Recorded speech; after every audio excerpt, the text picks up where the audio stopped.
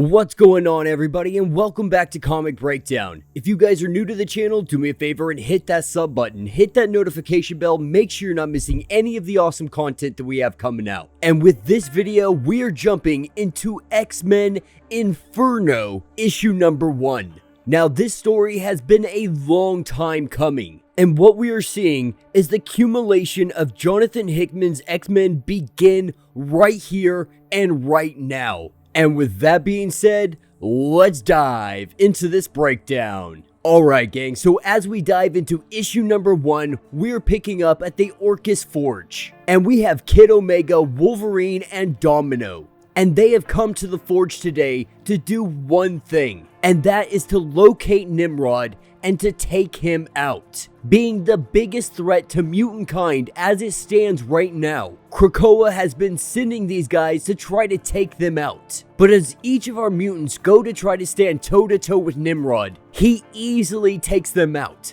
having countermeasures to take out all of them instantaneously. And as Nimrod makes quick work of both Domino and Kid Omega, making Kid Omega the main priority. With him being an Omega level mutant, Nimrod knows that he needs to take him out immediately, because if he does not, it could be catastrophic for him. There's potential for him to lose this fight. And while Nimrod is focusing all of his attention on Kid Omega, this is when Wolverine comes in from behind, and he completely guts Nimrod. But we can't celebrate too soon, because as soon as Wolverine does this, he turns around and there is another Nimrod directly behind him. And that Nimrod, he takes Wolverine, burns him to a crisp, nothing but bone left over, and rips him in half. And this is where we learn that we are watching a recording, picking up with the director and Dr. Gregor. And what we find out is this is not the first attack that the X-Men have done. In fact, they have sent multiple waves, always the same individuals every single time. And every time they attack,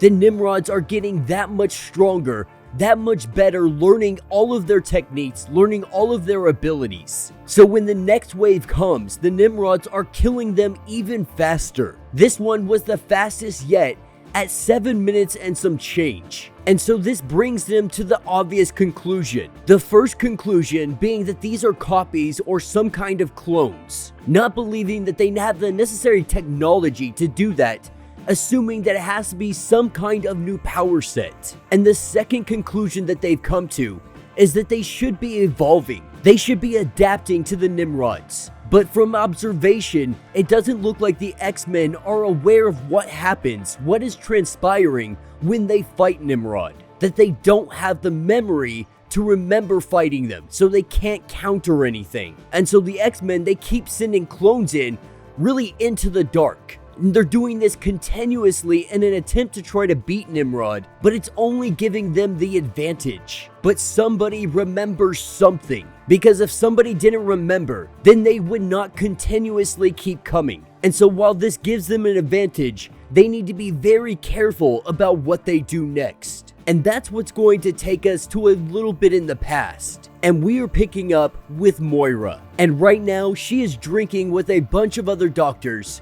because they have just done the impossible. As they pop the bottles of champagne, they all congratulate each other, because this is the day that the cure for mutants was created. But their celebration, it gets cut short with a gigantic explosion. And from the flames, we see two individuals. Those two being Destiny and Mystique. And Destiny has come to give Moira a message, saying that she has the power to see the future. And when seeing the future, when there is someone like Moira, it's very tricky, because her mutant power is reincarnation. And Mystique lets her know that they have every intention of killing her this night. But before they do that, Destiny needs to tell her exactly what's going to happen. Because right now, she is sitting here betraying her own kind. Creating this cure will only lead to the extinction of all mutants. To think that it will only be used for those that choose it is just straight ignorance. That the wrong people are going to get their hands on this. And when they do, it will be all out war for all of mutant kind.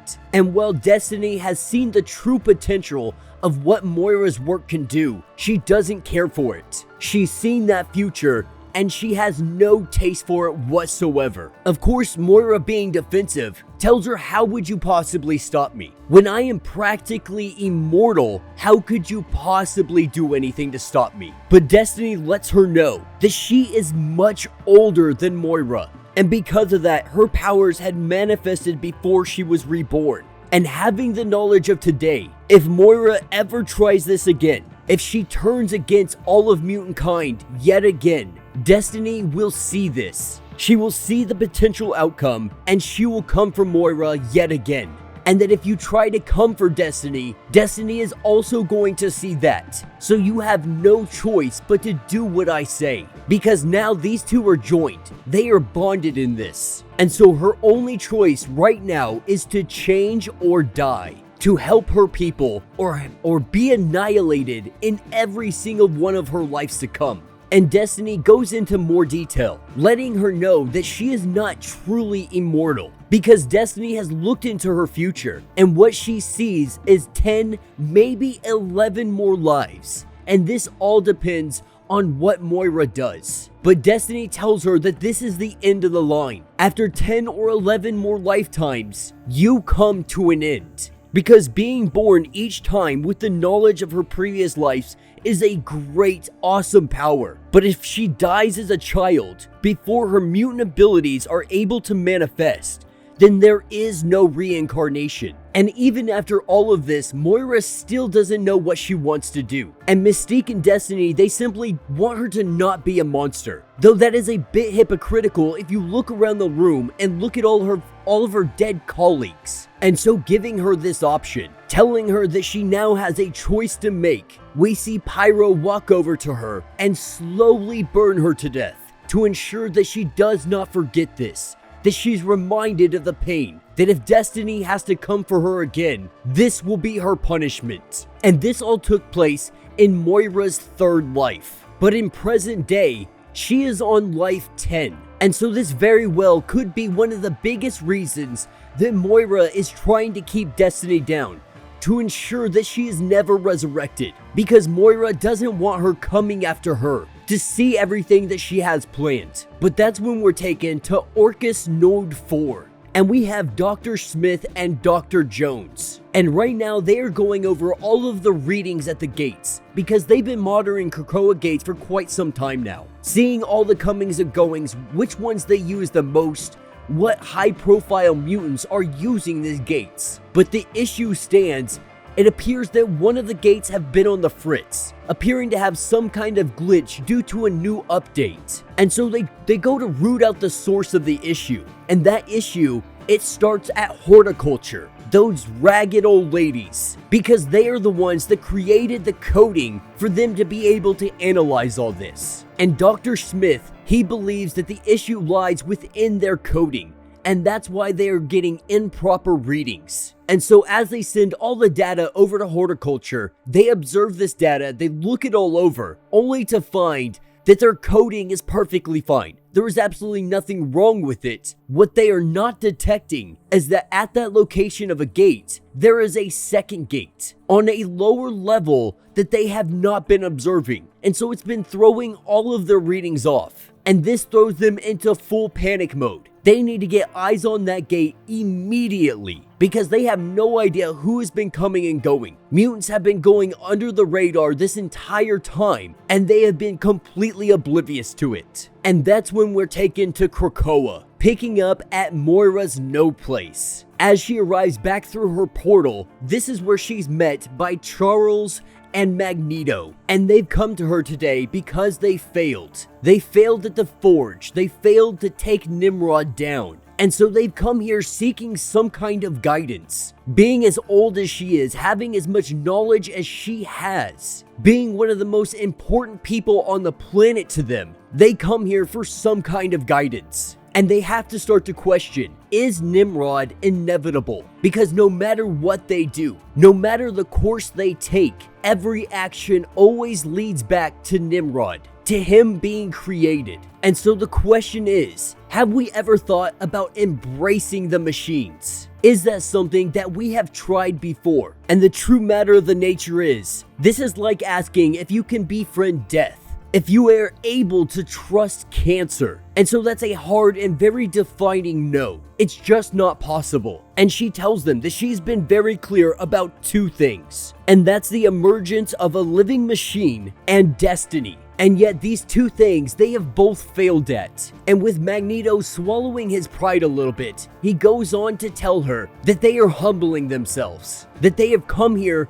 to get some kind of guidance, not to argue and not to be told, "I told you so," but to find some kind of answer to get all of this done with. And so Moira lets them know, in regards to Nimrod, they are running on a clock that could be measured in years. And through time, it's going to become more and more difficult, but they have some time left. And so they need to grow stronger. They need to spread out and execute long-term survival plans. And they can only become stronger, at least in her opinion, if there aren't individuals that are holding them down, that are holding them back. And that's what brings her to Destiny. And she tells them that she wants Destiny wiped off the face of this planet. Every single backup, any single slice of DNA that exists out there, she wants it completely eradicated. She wants there to be no chance of Destiny ever returning. Now they know they cannot control the Five by any manner, but what they can do is control the cradles. If you control the cradles, you control the access to resurrection. And so they agree to this. They set off and they go take care of it, going to Sinister, ensuring that he doesn't have any more DNA of her, with Magneto going and taking control of the cradles. It appears that Destiny will not be coming back. Now that's what's going to take us to a very special event, and what we are having is a changing of the guard, and that is because Cyclops is retiring from Captain Commander, saying that he is just too divided. With his time right now, he's going left and right all over the place, and he feels like if someone is going to be the true Captain Commander, to be the protector of Krakoa, it has to be somebody that's going to keep their eye on it at all times. And he has thought very, very hard about this. And he sees this job as a very sacred duty, one that demands total commitment, and that just can't be him right now. And so with him stepping down, we are getting a new Captain Commander, and we see Bishop step up to the plate. With him stepping before Storm, she places the branches upon his head and congratulates him because he is the new Captain Commander. Now, of course, Emma Frost, she throws her 2 cents in, saying that this is a little absurd considering they didn't even talk to the council about this. But they also didn't talk about Psylocke taking the place of Gorgon, and that's exactly what's happening. Psylocke is becoming a captain as well. And I think this is definitely something that's well deserved for Bishop, giving him an opportunity to truly lead in a way that he has never been able to before. Being Captain Commander comes with huge responsibilities, and filling the shoes of Cyclops, what better mutant is there out there to do that role? And so as our captains take their leave to go celebrate, to go start a new tradition, we're taken to the Quiet Council a little bit later on. And they have done this session today because they need to talk about not only replacing individuals, but the idea of individuals being able to retire from the Quiet Council, or possibly even stepping down.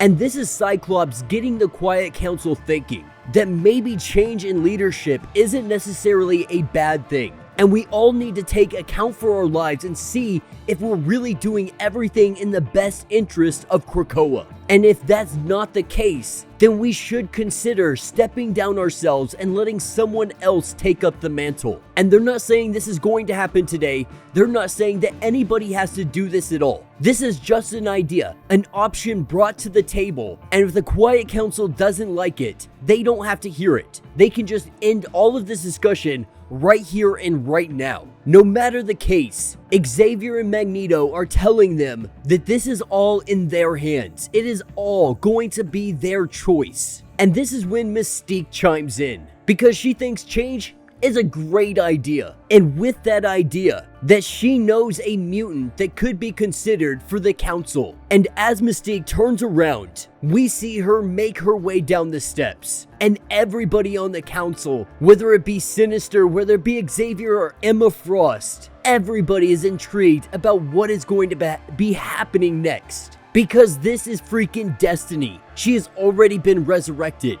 Any attempt to wipe her DNA, it failed. Because Mystique brought her back. Doing so in secret at some point in time.